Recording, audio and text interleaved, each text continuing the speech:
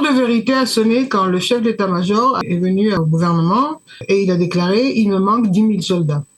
Nous devons faire face à plusieurs fronts. À partir de ce moment, tout a changé. Ce qui se passait jusqu'à la guerre, jusqu'au 7 octobre, c'était petit à petit, en avance, sans trop en parler, sans prendre de grandes décisions problématiques. Mais sur le terrain, les choses commencent à bouger. De plus en plus de jeunes quittent la yeshiva ou réduisent le nombre d'heures qu'ils y passent pour aller étudier, travailler, éventuellement s'engager à l'armée. La crise autour du projet sur le service militaire pour les Bachourei Yeshiva prend un tournant politique majeur avec le mouvement Agudat Israël qui doit décider si oui ou non il soutiendra le projet de loi controversé qui vise donc à ajuster les règles de conscription pour les orthodoxes. Une décision très importante qui pourrait avoir des conséquences sur l'avenir de la coalition. Et pour en parler, nous sommes avec la journaliste Peggy Sidor. Peggy, bonjour, merci d'être avec nous ce matin pour parler de ce sujet. Alors, la première question, d'abord, il y a eu une réunion très importante concernant justement les rabbins de Agudat Israël, et pour le moment, ils ont décidé de ne pas décider. Oh, c'est pas une grande surprise, hein. Pour ceux qui les connaissent, qui savent comment ces genres d'organisations fonctionnent, c'était assez clair que maintenant, ce qui est au départ était un problème entre, si vous voulez, la Knesset, le gouvernement, l'opinion publique et les dirigeants des différentes factions ultra-orthodoxes, devient maintenant, d'une manière un peu plus pointue, un désaccord qui émerge de plus en plus profond qui émerge entre la partie les Litvaks, donc les Lituaniens, et la partie des Chassidim. Enfin, c'est pas nouveau. Cette tension entre ces deux groupes n'est vraiment pas née aujourd'hui, ni en relation avec le projet de conscription des jeunes, mais de temps en temps, ça émerge de plus en plus, ça devient de plus en plus. Alors, même au sein des, juste un petit peu de ce qu'il y a derrière, je veux dire, même dans la partie des Chassidim. Ils sont pas d'accord entre eux. Vous avez la chassidoute de Gour, qui est la plus grande, la plus riche et la plus importante, qui veut vraiment tout casser, si j'ose dire, et ne pas soutenir ce projet de loi et refuser tout. Mais il y a une autre chassidoute qui n'est pas des moindres, chassidoute de Belz, qui eux veulent absolument accepter, mais éventuellement avec quelques corrections par-ci par-là, le projet de loi présenté par le président de la commission, Boaz Bismuth. Donc ils sont pas d'accord entre eux. Résultat, ils se sont réunis donc hier tous les membres du Haut Conseil de la faction ultra-orthodoxe, et ils n'ont rien décidé parce que prendre une décision devenait impossible puisqu'ils n'arrivent pas à se mettre d'accord entre eux.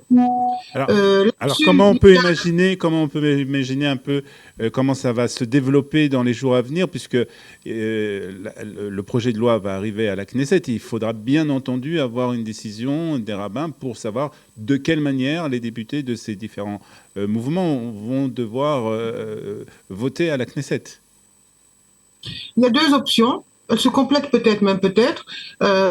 D'abord, il y a la faction des Lituaniens, donc qui vont peut-être prendre une décision de se mêler, de diriger quelque chose. Ça me paraît pas très probable, mais on peut pas écarter ça complètement.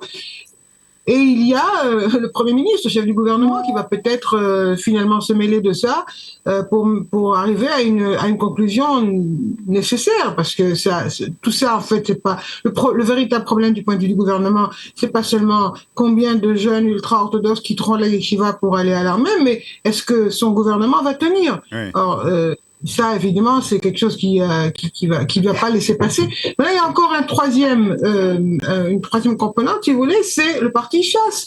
Alors, dans le parti Chasse, il y a beaucoup à l'intérieur qui pensent qu'il faut soutenir cette loi, puisque de toute manière, dans l'électorat de Chasse, il y a beaucoup de jeunes qui s'engagent à l'armée. Qu'ils quittent la yeshiva ou pas, ou qu'ils y étaient pas de toute manière, ou qu'ils travaillaient, ce mouvement est beaucoup plus ample dans le contexte de l'ultra-orthodoxie séfarade. Et deuxièmement, ils ont, comme je l'avais dit à une précédente interprétation, c'est qu'ils ont très peur de finalement être, excusez-moi l'expression, les dindons de la farce. Parce qu'il y a une crainte réelle, sérieuse, que finalement, pour résoudre le problème, les ultra-orthodoxes Haredim, Ashkenaz, donc les Hasidim, finissent par décider qu'ils auront un quota à envoyer à l'armée pour qu'on les laisse continuer avec les yeshivot. Et ce quota, ce sera surtout des jeunes séfarades. Ce problème est tout le temps dans l'arrière-plan et des fois il revient à l'avant de la scène. C'est une question très sérieuse qui les préoccupe beaucoup. Donc, on ne sait pas, le deadline, si vous voulez, c'est dans quelques jours, on n'a pas beaucoup de temps. Ce que je peux vous dire, c'est que les différentes fractions ultra-orthodoxes sont toujours soulignées par leur capacité de pragmatisme. Et donc, je pense que finalement, il y aura une solution. Si elle plaira à tout le monde ou pas, je n'en sais rien. Je pense que non, d'ailleurs. Mais alors, il y a ensuite encore quelque chose, Olivier. Oui. C'est la question de la rémunération des budgets envoyés par l'État aux écoles et aux yeshivot ultra-orthodoxes. La condition, c'était qu'ils enseignent une partie du curriculum. Et que sinon, on déduit cette somme de la somme entière de la subvention. Or, la Knesset, la Cour suprême est en train de s'occuper de ce sujet qui a été présenté un appel à la Haute Cour de justice par Yair Lapid, le président de la liste Yesh Atid. Et là, les juges s'aperçoivent que l'argent a déjà été envoyé. Ah. Je veux dire, ils sont en train de discuter de quelque chose qui est déjà terminé, qui est déjà fait. Ouais. Le gouvernement a envoyé la somme à payer. Alors l'explication de la représentante du gouvernement à la Cour, c'était on peut pas arrêter ça parce que sinon on risque d'être en problème avec le droit à être payé, le droit du salaire. Donc on pouvait pas arrêter, on a dû tout payer. Alors, ce qui rend un petit peu cette situation un petit peu ridicule, je dirais. Est-ce qu'on n'arrive pas, Peggy, à un moment où, après justement des années où on a essayé d'éviter d'avoir vraiment une législation par rapport à l'enrôlement des Bachurei Yeshiva, et que maintenant il y a eu cette commission, même si la loi telle qu'elle a été présentée ne plaît pas à tout le monde et qu'elle a des défauts, est-ce qu'on n'arrive pas, en tout cas pour le monde Haredi, à un moment où justement ils doivent prendre une décision par rapport à ça? Et comme vous nous l'avez expliqué très bien, on voit qu'ils ont beaucoup de problèmes, beaucoup de difficultés à prendre une décision réelle par rapport à ça. Mais est-ce qu'on n'est pas à l'heure de vérité par rapport à cette question? L'heure de vérité a sonné quand le chef d'état-major est venu au gouvernement et il a déclaré « il me manque 10 000 soldats ». Nous devons faire face à plusieurs fronts. L'année 2026 ne s'annonce pas comme une année de calme et de paix, pour dire le moindre, et il me manque 10 000 soldats. À partir de ce moment, tout a changé. Je veux dire, ce qui se passait jusqu'à récemment, jusqu'à la guerre, jusqu'au 7 octobre, c'était petit à petit, en avance, sans trop en parler, sans prendre de grandes décisions problématiques. Mais sur le terrain, les choses commencent à bouger. De plus en plus de jeunes quittent la yeshiva ou réduisent le nombre d'heures qu'ils y passent pour aller étudier, travailler, éventuellement s'engager à l'armée. Tout allait dans ce sens. Bon, 7 octobre a tout changé, c'est pas la seule chose qui a été changée, évidemment, dans le pays. Les choses s'annoncent pas vraiment rassurantes pour l'année qui vient d'être entamée. Et le chef d'état-major dit, il me manque 10 000 soldats. Mais où vous allez les trouver, ces 10 000 soldats? Donc, tout a été chamboulé, tout a été précipité. Maintenant, ce qui va se passer, je pense, c'est que, en fait, ce qui se passe, c'est pas tellement le refus d'une grande partie des rabbins ultra-orthodoxes, surtout chez les chassidim, de permettre aux jeunes de quitter la yeshiva pour s'engager à l'armée, mais les besoins d'une éventuelle coalition. Je veux dire, tant que la présence et la participation des partis ultra-orthodoxes, il y en a 3, hein, en fait, c'est-à-dire les Haredim Ashkenaz, mais qui sont formés par 2 factions différentes, qui s'entendent pas beaucoup entre eux, et le parti Chasse. Alors, tant que ces partis-là seront l'axe sur lequel n'importe quel gouvernement peut tenir, ils auront la main haute sur les décisions qui leur satisfont ou pas. Ça, je vois pas vraiment comment ça va changer. Je veux dire, même un gouvernement qui n'aurait pas le Likoud à sa tête, ils auront le choix entre former un gouvernement avec les partis arabes, israéliens, ou avec les Haredim. L'opinion publique étant telle que nous la connaissons tous, je pense que ça va pas être facile. Et donc, de ce point de vue-là, les dirigeants Haredim se sentent, si vous voulez, tranquilles. Je veux dire, ils risquent pas grand-chose. Maintenant, un dernier mot que je voudrais ajouter. Le problème n'est pas tellement le service militaire en soi. Tsahal fait des efforts incroyables pour permettre à ces jeunes de servir dans un endroit, dans un environnement dans lequel ils seraient absolument préservés dans leur mode de vie haredi. Mais pour les rabbins, le problème n'est pas là.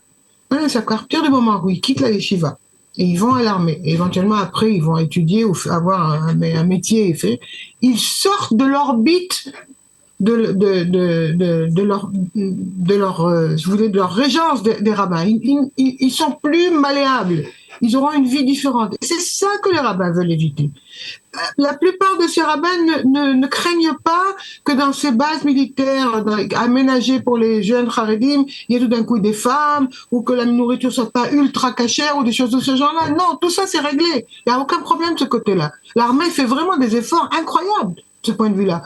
Mais à partir du moment où ils quittent la yeshiva pour aller à l'armée, c'est fini. Ce sont plus des moutons qu'on peut engager dans une certaine voie. Ils perdent leur autorité sur eux. C'est ça qu'ils veulent éviter. Ouais. Donc, on voit que le problème n'est pas encore réglé. Une dernière question quand même, par rapport aux manifestations qui ont eu lieu cette semaine, et plus particulièrement la mort tragique de ce garçon de 14 ans. Comment on voit ça dans le monde haredi aujourd'hui, le monde orthodoxe? Une partie accuse le chauffeur, encore que personne ne sait exactement ce qui s'est passé, mais une grande partie accuse la police. Et là, je dois dire, sur une note un peu personnelle, ils n'ont pas tellement tort. Les deux côtés sont responsables. D'abord, pourquoi est-ce que des enfants participent à des manifestations? A priori, c'est pas normal. Ouais. Ça ne devrait pas arriver. Ça, c'est une chose. Deuxième chose, quand la police n'est pas là pour contenir les manifestants, pour les obliger à ne pas descendre et bloquer des routes, pour ne pas s'agiter, pour ne pas jeter des pierres sur les autobus, ces choses de ce genre. Alors, évidemment, la tragédie est au coin de la rue. Je ne sais pas encore ce qui s'est passé. Il faut dire aussi une chose, c'est que les chauffeurs d'autobus, 70% apparemment des chauffeurs d'autobus à Jérusalem sont des Arabes israéliens ou des Arabes de Jérusalem-Est qui ne sont pas tous des Israéliens. Peu importe. Voilà, ils travaillent. Le calvaire que la plupart de ces chauffeurs traversent, quand à la fin de leur shift, ils doivent arriver quelque part et descendre et rendre le bus, ils sont attaqués par des jeunes, des voyous, mais des voyous haredim, il faut le dire. La plupart d'entre eux leur jettent des pierres, les insultent, voire plus que ça. Alors, et la police ne fait rien. Ne fait absolument rien pour les protéger. Alors, je suis certainement pas en train de dire que ce chauffeur est innocent et blanc comme neige et qu'il n'y a... On ne sait pas encore, l'enquête n'a pas encore commencé, donc je ne sais pas. Mais toute cette conjoncture ensemble fait que la situation est tendue, elle est explosive. Alors, une manifestation, les organisateurs n'arrivent plus à contrôler, la police n'est pas assez présente, le chauffeur a téléphoné à la police pour que les policiers viennent le soutenir. Et personne ne lui a répondu. C'est quand même assez incroyable.